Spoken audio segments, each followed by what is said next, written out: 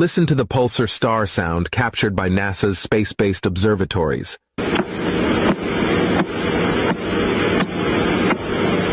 What does it sound like?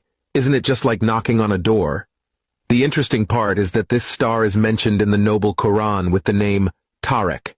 The word Tariq means someone who knocks on a door, hitting something hard to make noise. Allah said in the Quran, وَالسَّمَاءِ وَالطَّارِقِ وَمَا أَدْرَاكَ مَا الطَّارِقُ النَّجْمُ الثَّاقِبُ. NASA was able to hear the pulsar star using high-end technology of the 21st century.